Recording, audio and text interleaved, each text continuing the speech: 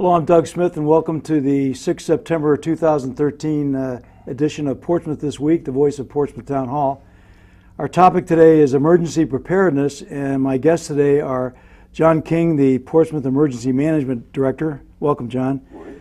And Rich Solipsky, who is the leader of the Internet Public Information Team on that operates in the Emergency Operations Center. Welcome, Rich. Morning, Doug.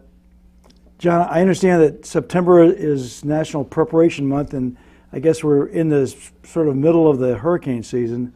Can you give us some kind of overview of how we can view preparedness and how we should look at it? Okay, Doug. Like you say, this is National Preparedness Month, and there are four main components of preparedness we're going to want to talk about today. And we'll hit the highlights. We're not going to get a detailed plan. And those four components are to be informed, to make a plan, build a kit, and to get involved. Okay. I know we've got what I think is an absolutely great emergency website that people can get a lot of information, and they'll see how much information is available on this stuff to help them be informed. Why don't we explore that first one in more detail, though? I know internet and social media and other things have a big role to play in being informed before anything actually starts. John, you want to talk a little bit about the first part? Yeah, let's talk about be informed. And like you said, a large part of this is going to be related to the internet, and we're going to let our internet expert address that part of it. Our primary notification system in the town of Portsmouth is the Code Red system. That's the emergency telephone alerting system that we installed a year ago, roughly. And if you don't know if you're signed up for Code Red, do sign up for Code Red again. You can't sign up too many times. You can do that via the Portsmouth EMA website. You can do that right from the town website. I believe you can do it from the police website. You can also just stop into either Town Hall or the Portsmouth Fire Department and give them your name, your address, and they'll sign you up. But we can't contact you unless you've checked in and put your phone number on there. If you have a landline phone, it's 99% certain that you're already in there. Cell phones will not be in there unless you put them in. I encourage everybody to sign. If you don't know, sign up. Yeah, you're not going to get it multiple times. You'll just get the one notification. And the system works well, as most residents have received a Code Red alert by now, either for a storm or the missing child event we had, or we've had several activations. Our local AM radio stations are the next resource people should use. WADK 1540 AM and WSAR 1480 AM. Both those stations work closely with us at Portsmouth EMA. We have the numbers directly into the control room. We even have the cell phone numbers of the management people at those stations. The Providence Market stations and the out-of-town stations, we do not contact directly. They get their information through the Rhode Island Emergency Management Agency, and as you can imagine, the focus on Little Portsmouth might be lost. We're pretty far down the totem pole. Yeah, we are, and they do everything in good faith, and they do their best. But sometimes Portsmouth might not be their biggest priority if there's a big event. So I encourage people to use WADK and WSAR. WSAR, by the way, has emergency power backup. They stay on the air when the power is out. Another component I would strongly encourage people to own is a NOAA weather radio. VHF weather radio receives broadcasts from the National Oceanographic Administration Weather Service, and that's out of Providence. Great signal, you can hear it every place. Every weather radio you buy today is going to have a feature called SAME alerting. SAME stands for Specific Area Message Encoding, where you program the weather radio to receive only Newport County information. So if something happens in nearby Connecticut, you won't get an emergency alert. Now is this the same weather broadcast that's on most VHF handheld marine radios? Yes, Okay. That's exactly the same. Okay. If you have a marine radio, that's a good resource. Do they have the same alerting feature where they'll set off an alarm? Yeah, that I don't know. Okay, the same is very, very useful feature because you can let the thing sit on your dresser or your desktop and it doesn't make a peep until there is an emergency. Yeah. Great feature, strongly encourage it.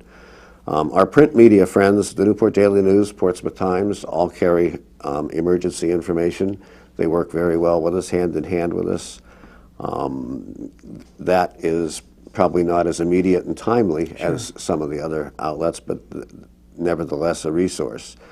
And I'd like Rich to hit upon the other internet resources, and this is going to be a pretty rich source. Yeah, and before you get into this, I agree that it's a major source. There's no reason to not be aware that a storm is coming because we have so many outlets coming out to people with information, including, of course, the internet, and that goes to Rich and some of the things that we're doing. Rich, you want to talk a little bit about that, about the website and the blog? And Sure.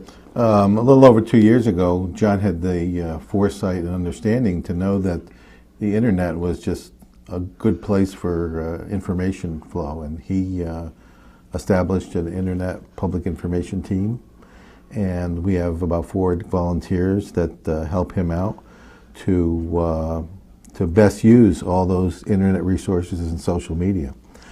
And if you don't remember anything else, remember www.portsmouthemergency.com. And if you go there, then you can get to all the resources that John has been talking about. We can take a look at the website here. This is our homepage website. And you can see here, the website, there's a little place called the blog, a place called Prepare, a place called Volunteer, and Code Red. If you look, and then down here are various other links to our Facebook page, our Twitter account, and I'll talk a little bit more about this. So the best place to know what's going on is to go to our blog. You click on the blog, and what you have is a little running dialogue of what's going on, of important things that John wants to put out to people. So you can go there, okay? Another thing you can go to is you can go to Twitter. Our Twitter account is Portsmouth EMEREG because that's the number of letters you can get in the Twitter account. But you can click on that Twitter account here on our homepage, and then you can go to Twitter, and we use a thing called TweetDeck. And TweetDeck is a thing that monitors in the EOC that monitors all the different Twitter accounts. So we monitor all these accounts, and we see what's going on Twitter, which is a pretty big resource. Yeah, Rich, let me interject something here because I think it's important. There's 2 kinds of information going out, but then we also need information coming in, and that's where Twitter and some of these other social media things come in. Yep. People can actually tell us what's going on in their neighborhood. Sure, absolutely. And that's a big use of Twitter and Facebook. Sure, and that's where this little thing comes in on Twitter, use of hashtags. We've established a protocol where if you put hashtag the name of the storm or the event and 02871, that is our general call for all information for that type of event or storm. Right. So you put that on your Twitter account and you will get all those, or you can reply to any information concerning that particular event. So, for example, it would have been hashtag Sandy 02871 That's back right. when we had Sandy. That's what we had. Our Facebook account, we have a Facebook account as well. Facebook is a little less real-time interactive. The Twitter account is like a dialogue, only 140 characters per tweet.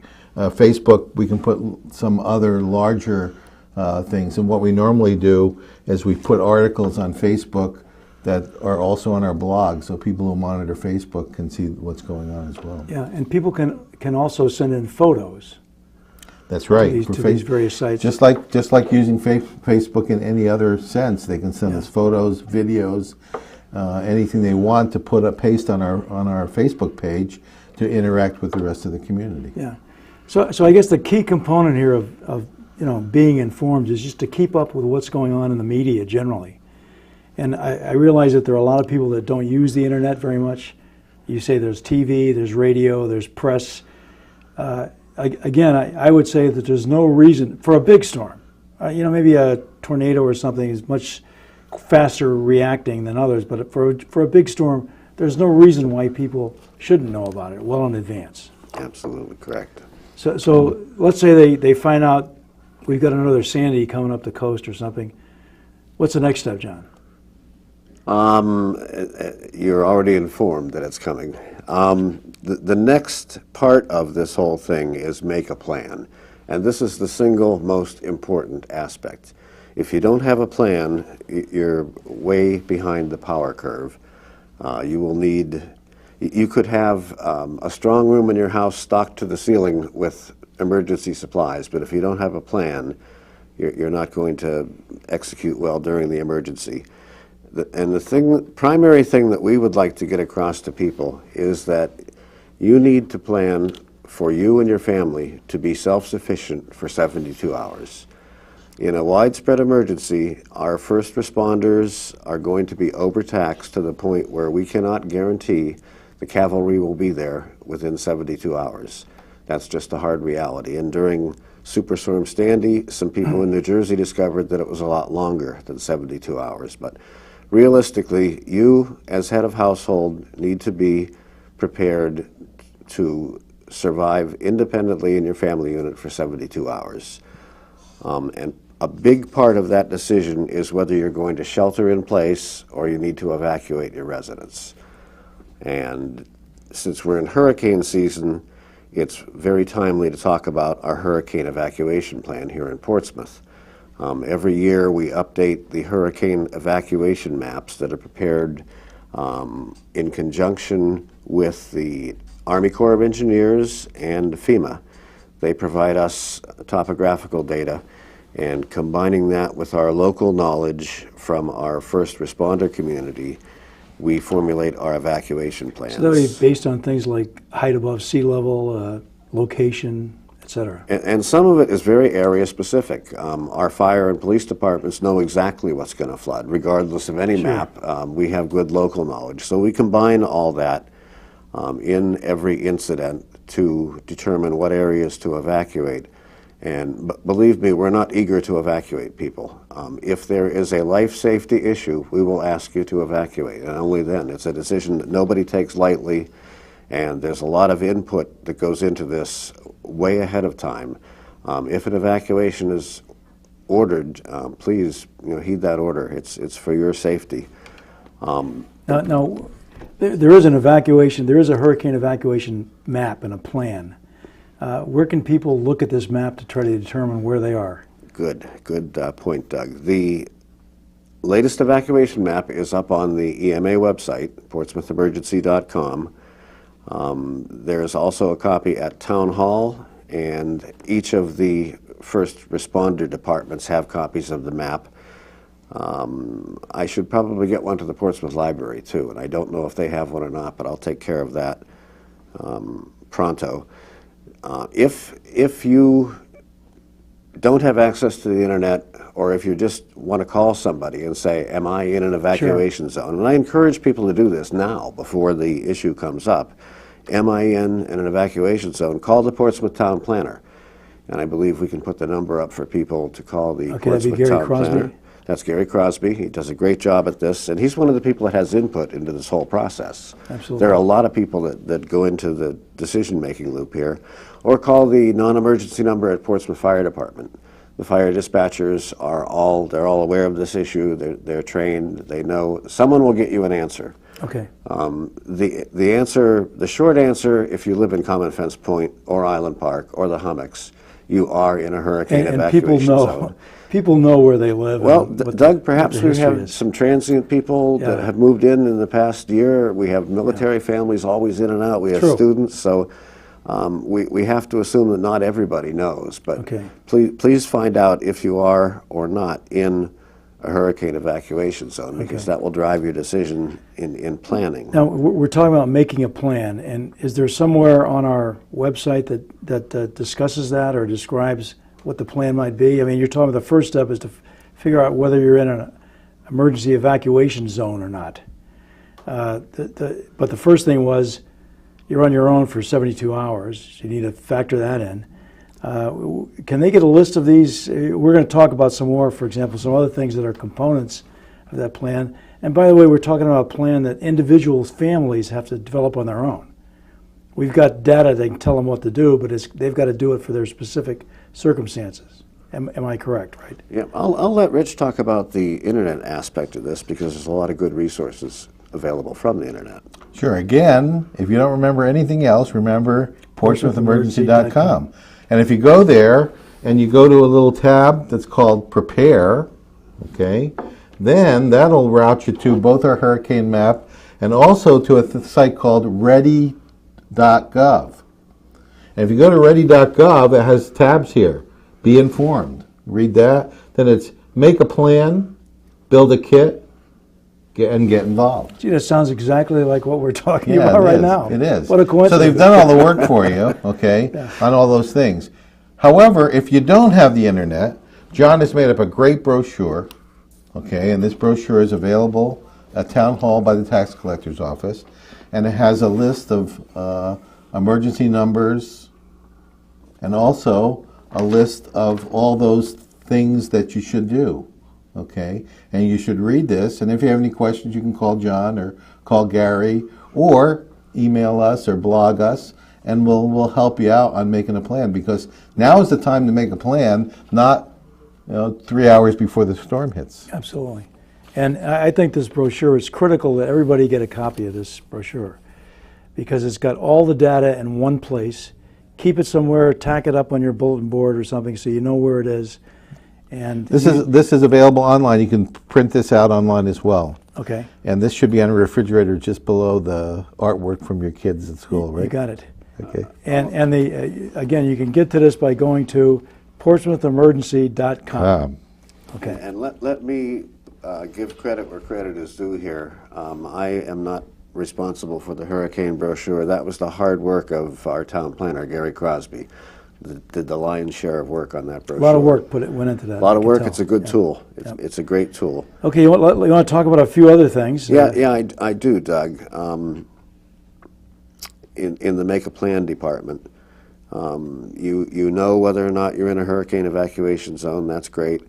You need to determine where your family members may be during the day. For instance, if you have kids, they spend a lot of time in school.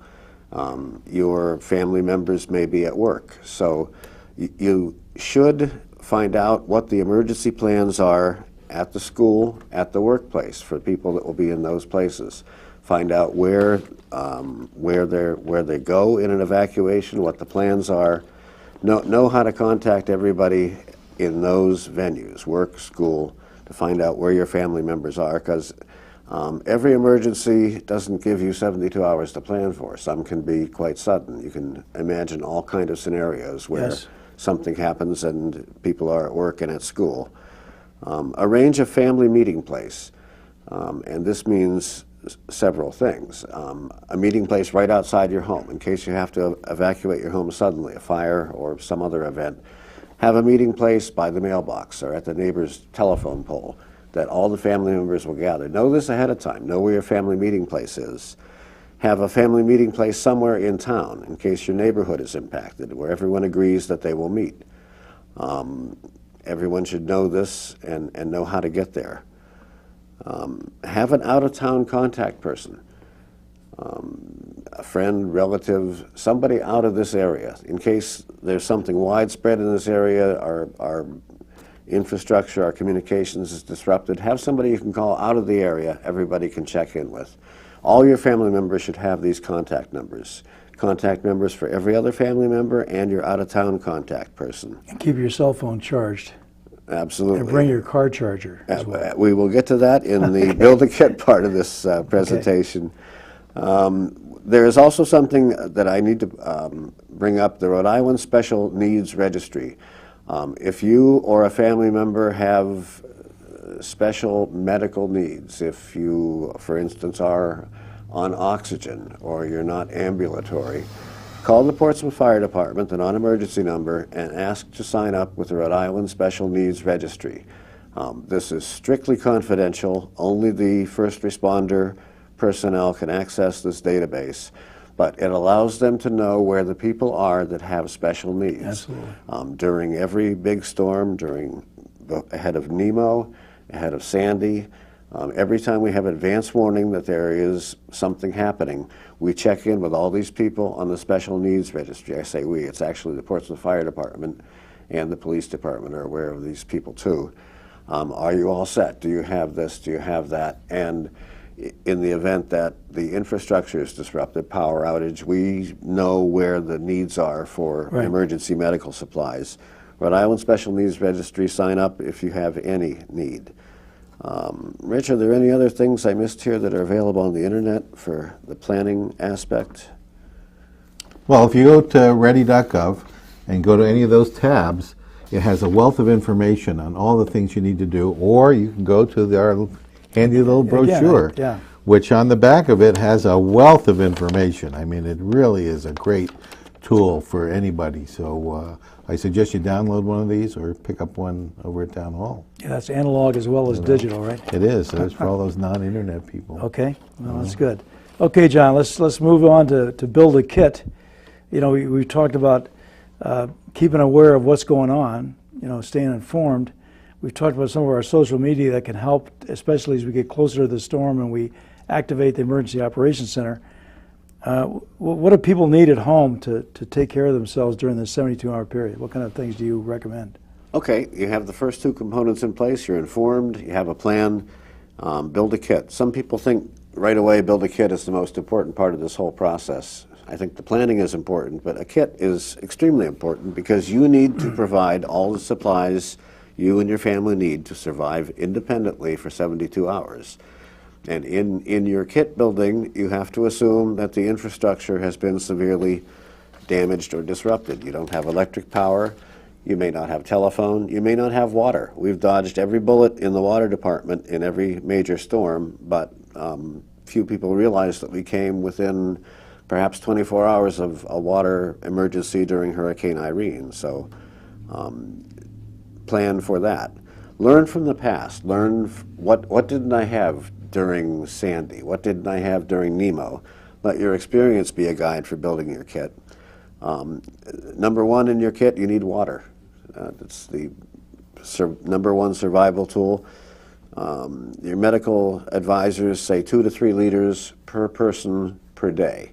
So let's plan on the low side of that, 2 liters per day, bare minimum. And that's drinkable water. Drinkable water. That's potable or drinkable water.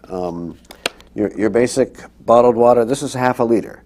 So if you're planning for 2 liters, 4 of those a day will sustain you. Go to the supermarket, pick up a case of water. That'll sustain that's 12 liters of water. You can do the math. A case or 2 of bottled water, have it stored somewhere in the house in a cool, dark place. It will keep for 1 year. The shelf life on bottled water is 1 year. Replace it every year. At the end of the year, make coffee with the bottled water, hand it out, drink it, do whatever. You also need utility water for washing dishes, for flushing toilets. I heard a story that came after, it was either Nemo or maybe Sandy, of someone flushing a toilet with grape soda. Utility water. You do what you can, I guess. You do what you can, but if they would have filled up a couple of gallon milk jugs with, and this is non-drinkable water. Label this water non-drinkable, non-potable.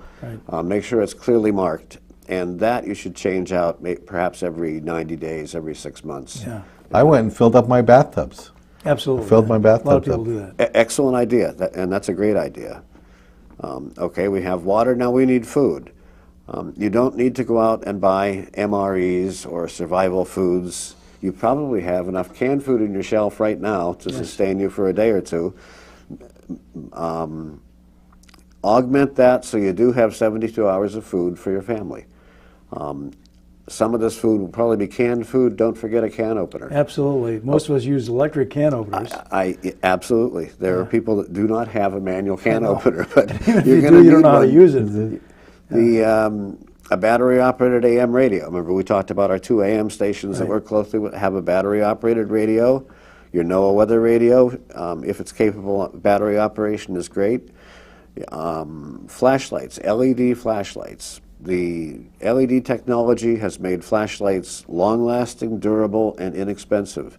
Have a flashlight for every family member. A very handy thing to have is a head-worn light. If you haven't worn a headlight in an emergency, you don't appreciate how handy they are, but you have Hands-free. Hands-free light. It's a thing of beauty. Have extra batteries for your LED lights. Thing you touched on earlier, the cell phone charger. Have a battery resource cell phone charger. There are, 12 volt, right, you're talking about. well, no, they sell cell phone chargers. Well, the small ones, yeah. Yep, they're good for 2 or 3 cell phone chargers. They're also the kind that you can load in your own AA batteries. Both of those are handy. In your kit, put a whistle in your kit. That's something that a lot of people don't think about. But if you saw the movie Titanic, remember what saved Rose there? It was that whistle. Remember that scene. You watch too much late night TV, Jim. When you see Titanic, you'll know what I mean. Okay. In the kit, your important documents, Yeah, that's another your one. home insurance, your copies of all your important documents, a photograph of all your family members in the kit. Any medications that you might need if you're on heart medication, first aid kit. This doesn't have to be real elaborate. You don't need a trauma kit. Go to the local retail big box store. They sell marvelous Johnson & Johnson first aid kits for around $10. Your supplies for personal hygiene, you'll need those. Cash money. People often don't think of this, but where do you get your cash from nowadays? Mine comes out of the ATM. Especially when people just use their debit card or whatever. People use their credit cards or debit cards. I haven't seen the inside of a bank, and I can't remember the last time because everything's done through the ATM. Unfortunately, when the infrastructure fails, so do the ATMs. Yeah, You that's need right. So cash. they're all electric, yeah. Yeah, and if the internet fails, the point of sale retailers cannot swipe. Have cash. I'll leave that up to you to decide how much Right. cash is appropriate, but have enough cash for 72 hours. Now, we've got a list of these things, I think, on our website probably, right? Under That's the right. You go to preparedness the link. portsmouthemergency.com, and if you go to that prepare tab, it'll send you to all the right information and have lists of things. Okay. And if you don't have the internet, you can always go to the brochure. That's right, which also lists everything you Which need. lists everything. This brochure is really great. I mean, it's almost an eye chart, but it's got a lot of great stuff in it. Thanks, Rich. John, I wanted to leap ahead because we only have a little over a minute left, but I'd like to talk about how people can get involved. You want to mention a few ways that they can help? Okay, but before I do, I have to give you a hierarchy of involvement. Help yourself, help your family, then help your neighbors. You're no good to anyone if you don't help yourself. If you're injured, if you're incapacitated, help yourself, help your family, help others. And then volunteer for community service. Volunteer with the Red Cross, volunteer with the Potter Shelter. And please volunteer at Portsmouth EMA. We have opportunities for everyone that has any kind of a skill. We have opportunities for people with no skills. Go to the website, click the volunteer tab, and sign up early and often. And Rich, you probably can talk to some opportunities you have in your unit. Sure, absolutely. We're always looking for people to help us out with the Internet Public Information Team. You don't have to know a lot. You don't have to be a computer geek or anything. All you have to do is know how to push buttons on a computer, and we can teach you to do that. And it's a great public service. I know that the people who have done it really get a lot of personal satisfaction out of it. Okay, one last thing, Rich. I know on our portsmouthemergency.com website, Yep, we have a tab for volunteers. that's right. We And do. people can click on that and go down and then contact you or anybody else about any of these opportunities. We're in the middle of the hurricane season again this year. Immediately thereafter, we'll go into the winter storm issue. This is a really important issue, and people need to get prepared for this. And please go to that website that we've been talking about. That's got all the information you need. I'd like to thank our guests, John King and Rich Slipsky, for being with me today. Thank you, Doc. We'll see you at another Pleasure. edition of Portsmouth This Week.